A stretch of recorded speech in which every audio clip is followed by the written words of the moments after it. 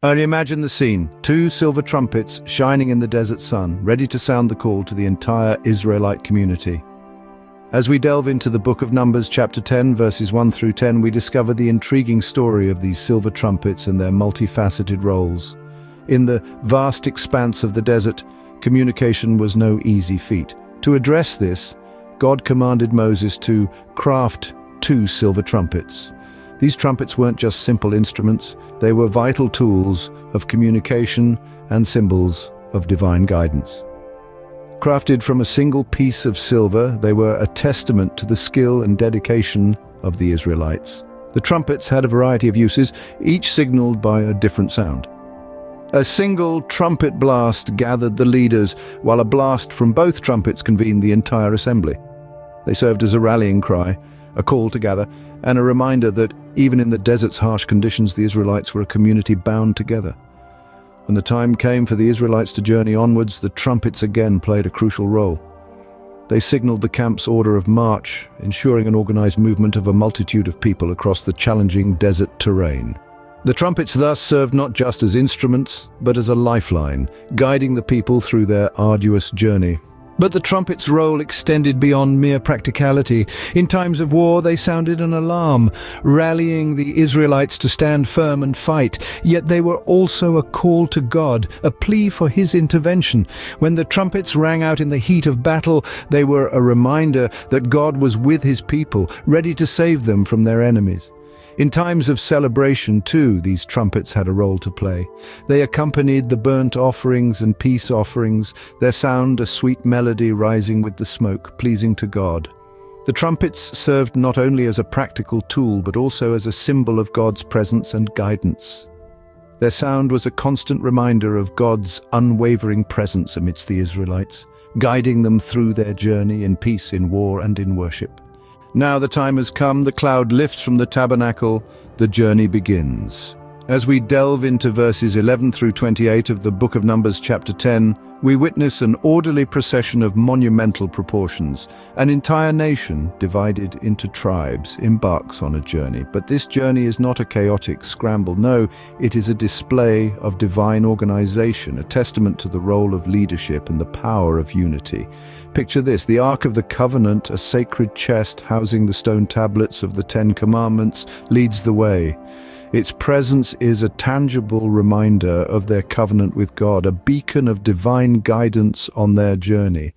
Following the ark, the tribes set out, one after another, each led by their appointed leaders. First we have the tribe of Judah, setting the pace, their banner held high. They are followed by the tribe of Issachar and then Zebulun. These three tribes form the camp of Judah, the vanguard of this epic journey. Next, the Gershonites and Merarites bearing the tabernacle, an embodiment of God's presence among His people. Then comes the camp of Reuben with the tribes of Simeon and Gad. Following them, we see the Kohathites carrying the holy objects of the sanctuary.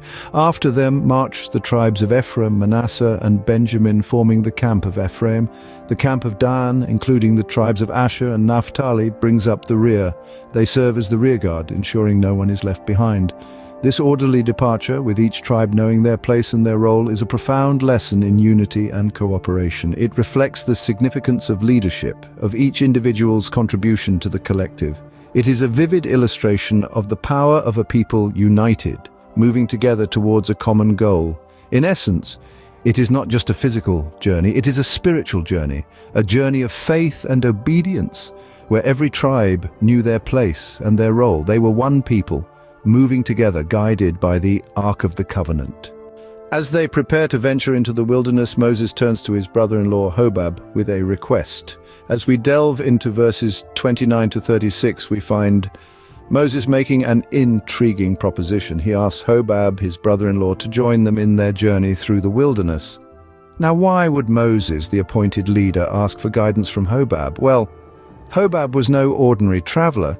He was a Midianite, a desert dweller, well versed with the intricacies of the wilderness. His knowledge of the terrain, the best paths to take, where to find water, was invaluable.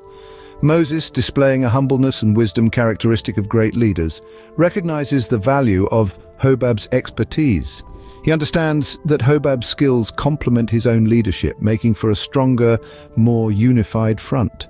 This interaction between Moses and Hobab is a testament to the importance of recognizing and validifying the skills and knowledge of those around us. Even as a leader, Moses understood that every individual has a unique role to play, a unique contribution to make.